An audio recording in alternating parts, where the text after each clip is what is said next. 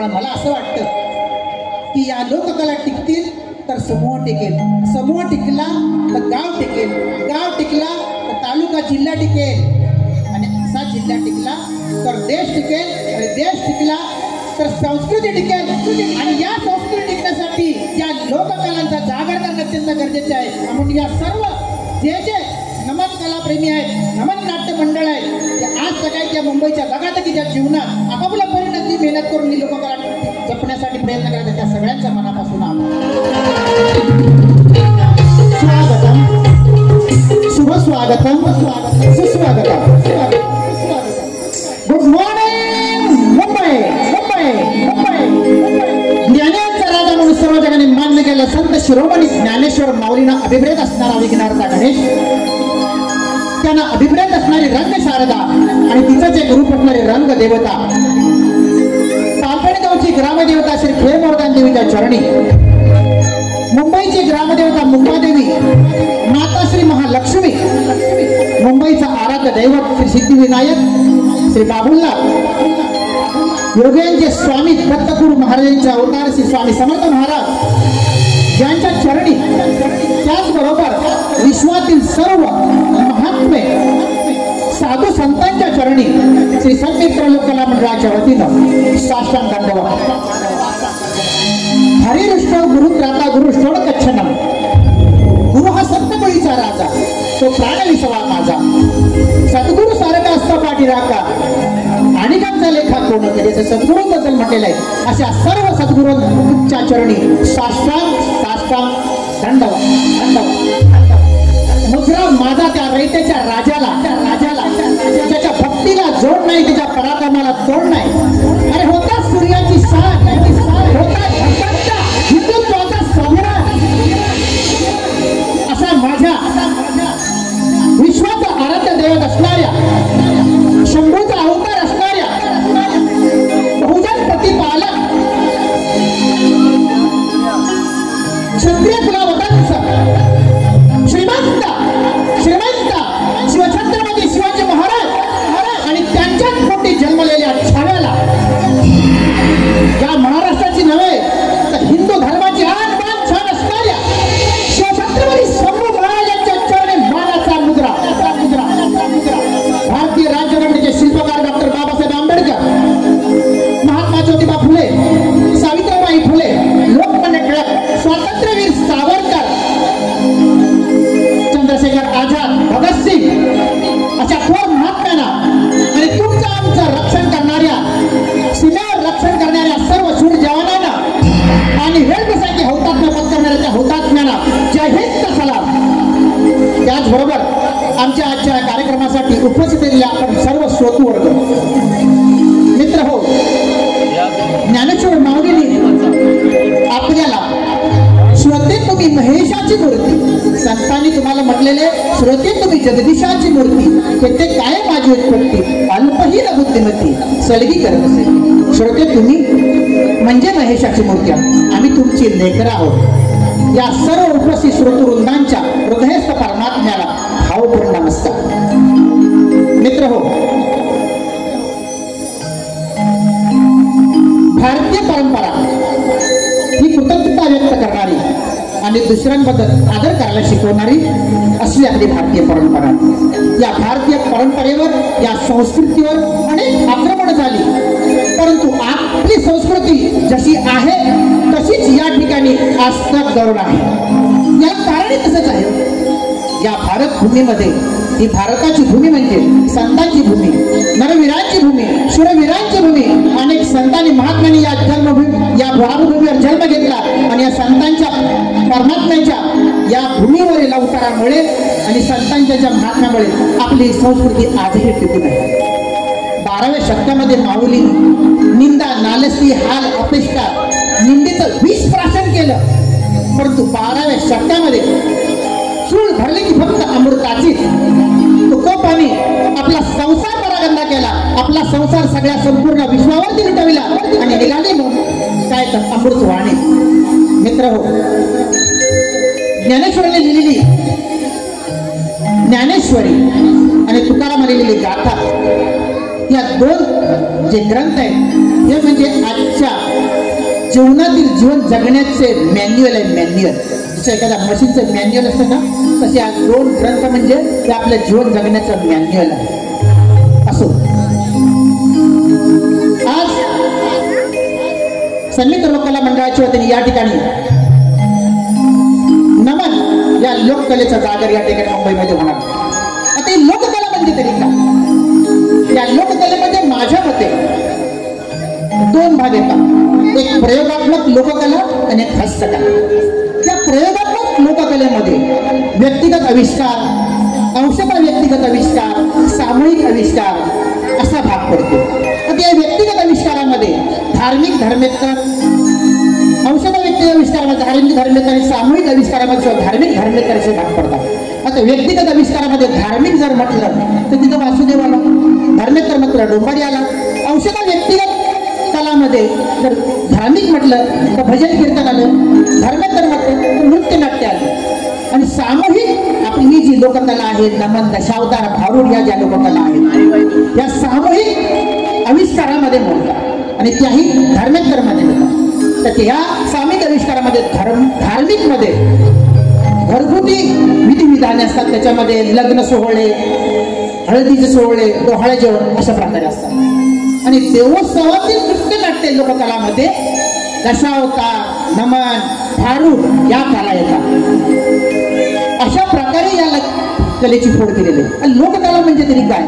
तर ज्या ठिकाणी नागरीकरण झालेलं नाही अशा आदिवासी आणि ग्रामीण भागातील कलेला लोककला म्हटलं जातं. जिथे जिथे हे लोक असतात म्हणजे निसर्गाशी संवाद साधित आपलं जीवन जगणाऱ्या लोकसमूहाच्या दैनंदिन जीवनातील कलांचा आविष्कार म्हणजे लोककला असं म्हटलं जातं. मित्रहो, स्विस मानसशास्त्रज्ञ कार्ल युंग यांच्या अबोध संवहनाच्या सिद्धांतानुसार या लोककला एका पिढीकडून दुसऱ्या पिढीकडे संक्रमित होत असतात. आणि या संक्रमणानुसार त्याच्यामध्ये पिढीनुसार बदल होत जातो. भाव भक्ती तोच असतो. पूर्वी या लोककला दाखवत असताना गण दाखवताना तो पडद्यावरती गणपती दाखवायचा, पण कलेनुसार परंपरेनुसार याच्यामध्ये बदल होत गेला. त्याच्यामध्ये नैपथ्य आलं आणि नैपथ्यानुसार त्या भगवंताला अति सुंदर करण्याचं काम आजच्या पिढीने केलेलं आहे. त्याबद्दल त्यांचे मनपूर्वक आभार आणि धन्यवाद. मित्रहो, या सर्व लोककलेमध्ये नमन हा शब्द आपल्या पूर्वजांनी या लोककलेला दिला. नमन या शब्दाचा अर्थच असा आहे की नतमस्तक व्हा, शरणागत व्हा आणि सगळ्यांना तन्मयतेने भावभक्तीने शरण करा, असा या नमन या लोककलेचा. नमन या शब्दाचा अर्थ आहे. आपले लोक शिकलेले नव्हते, परंतु एखाद्या लोककलेला कसं नाव द्यायला पाहिजे ना हे खरोखर त्यांच्याकडून शिकलं पाहिजे. या लोककलेमध्ये प्रथम आपण गणपतीची पूजा केली होती. सगळ्यांचा अधिदेव गणपती, संकटाचं सगळ्यांचं निवारण करणारा अधिपती, गणांचा अधिपती म्हणजे मुळारंभ आरंभ तो निर्गुणांचा म्हटलेला आहे.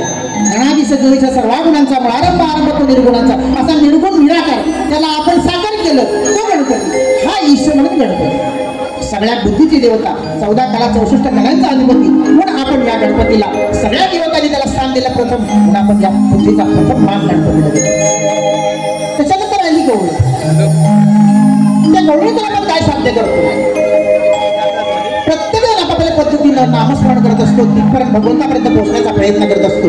लोककलाकार आपल्या लोककलेतून प्रत्यक्ष कृतीतून भगवंताचं नामस्मरण केलं जातं, ते म्हणजे नमन. श्रीकृष्णच का? भगवंताचा शेवटचा माझ्या मते 8वा अवतार, परिपूर्ण अवतार म्हणून श्रीकृष्णाचं नाव घेतात. भगवंत परमात्मा परमेश्वर श्रीकृष्ण. प्रभू रामचंद्रांनी काय कुठली मर्यादा ओलांडलीच नाही.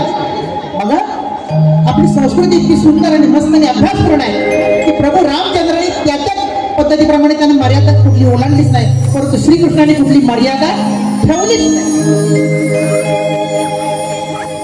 काय नाही केलं श्रीकृष्णाने? जन्मजात आपल्या आईला सोडावं लागलं. मथुरेतून गोकुळात गेला, गोकुळात वाढला, मैत्रीचं नातं निभावलं. सुदामा सारख्या गरीब दरिद्री मित्राला ऐश्वर्य देऊन टाकलं. ऐश्वर्य आपल्या राजगादीवर बसवलं. फाटक्या कपड्यात असल्या आपल्या मित्राला राजगादीवर बसवलं. आपण आपल्या मित्राला घरी घेऊन जाऊन आपल्या बेडरूम पर्यंत नेतो का? श्रीकृष्णानं राजगादीवर बसवलं. सत्यभामेने श्रीकृष्णाला नारदाला दान देऊन टाकलं का, तर हाच पती आपल्याला वर्षानुवर्ष मिळावा. दान देऊन टाकलं. नारदाने घेतलं फसवून श्रीकृष्णाला. दे म्हणले, तुला जर हवा असेल ना तर मला वस्तू दान देऊन टाक, हा तुझाच होऊन जाईल. बोली चालेल. भगवंताला बोलावलं, पाणी घेतलं, लोकार्पण केलं ज्ञान माऊलींचा नारदाच्या हातावरती. आता म्हणले हा माझा आहे. श्रीकृष्णाला सांगितलं, चल उठ, तू दान आहेस, मी तुझा मालक.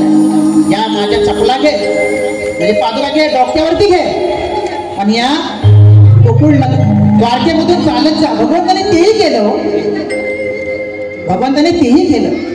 अर्जुनाचा सखा झाला, द्रौपदीचा सखा झाला.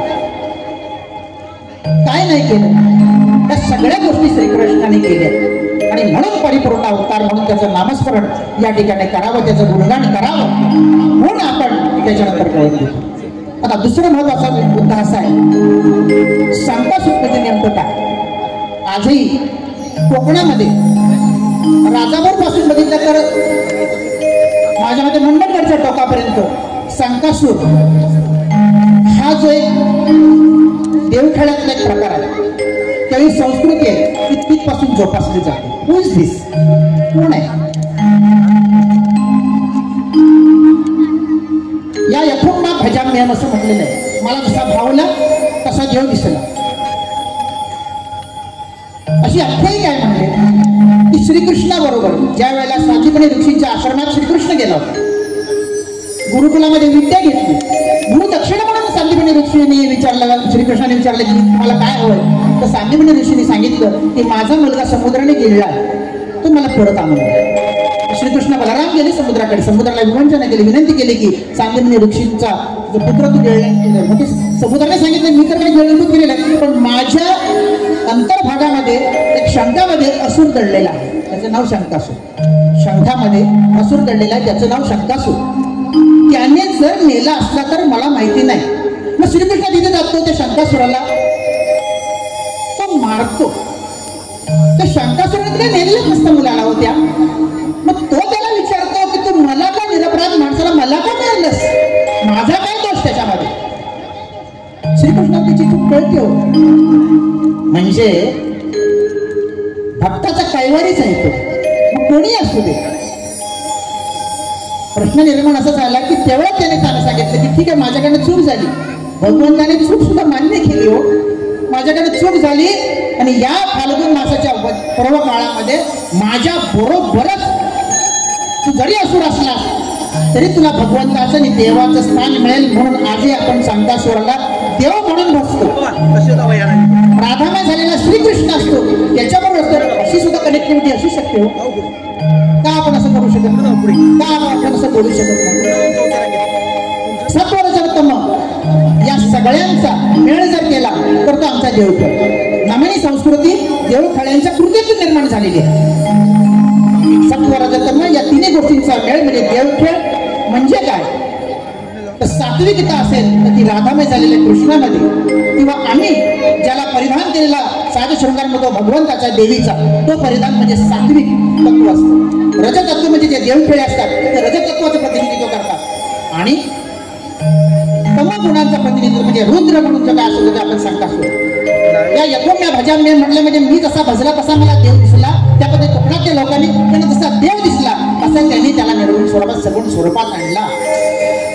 आज अनेक लोक वाऱ्या करतात. आज आम्ही आमच्या पद्धतीने देवखेळ्यांच्या रूपानं 5 दिवस जाऊन माधुकरी मागून, कारण माधुकरी मागणं हा भारतीय परंपरेचा पाया आहे मित्रांनो. त्याच्यामुळे मला असं वाटतं की या लोककला टिकतील तर समूह टिकेल, समूह टिकला तर गाव टिकेल, गाव टिकला तर तालुका जिल्हा टिकेल, आणि असा जिल्हा टिकला तर देश टिकेल, आणि देश टिकला तर संस्कृती टिकेल. आणि या संस्कृती टिकण्यासाठी या लोककलांचा जागर करणं अत्यंत गरजेचं आहे. म्हणून या सर्व जे नमन कलाप्रेमी आहेत, नमन नाट्य मंडळ आहेत, आज सगळ्या मुंबईच्या बघाटकीच्या जीवनात आपापल्या परिणती मेहनत करून ही लोककला जपण्यासाठी प्रयत्न करतात, त्या सगळ्यांच्या मनापासून आभार. आज आम्ही स्पर्धेत उतरलोय, परीक्षक आले सुद्धा असतील. या स्पर्धेत आम्ही सहभाग घेतला तो म्हणजे आदरणीय भास्कर शेठ जाधव यांनी हा नमन महोत्सव सुरू केलेला आहे. या लोककलेला कुठेतरी ऊर्जित अवस्था मिळावी, या लोककलेमध्ये अनेकांनी सहभागी व्हावं याच्यासाठी जो प्रयत्न करायचा त्या प्रयत्नाला आमचा सुद्धा कुठेतरी थोडाफार हातभार असावा म्हणून आम्ही या स्पर्धेत उतरलेले. या स्पर्धेमध्ये उतरून कुठेतरी बक्षीस मिळावं अशी आमची अपेक्षा नाही. परीक्षकांनी आमचे प्लस गुण आहेत त्याच्यामध्ये अजून प्लस कसे होतील, त्याच्यावर मायनस कुठे आहेत ते प्लस कसे करतील हे जरी आम्हाला सांगितलं हीच आमची बक्षीस. मित्र हो, बोलण्यासारखं खूप आहे पण तुर्तास एवढंच थांबतो आणि आपल्या सगळ्यांचा पुन्हा एकदा समित्र लोकांना मंडळाचे मंडळ या ठिकाणी आभार मानतो. आपल्यासारखे रसिक मायबाप प्रेक्षक जोपर्यंत त्या कलेच्या पाठीशी आहेत तोपर्यंत त्या कलेला मरण नाही असं मला वाटतं. सगळ्यांच्या पुन्हा मनापासून आभार मानतो. भगवंताच्या नामस्मरणाचा जय जयकार करतो आणि आमच्या या पारंपरिक रामनामाच्या गणाने या कार्यक्रमात सुरुवात म्हणून सगळ्यांनी एकदा जोरदार भगवंताचं नामस्मरण करूया.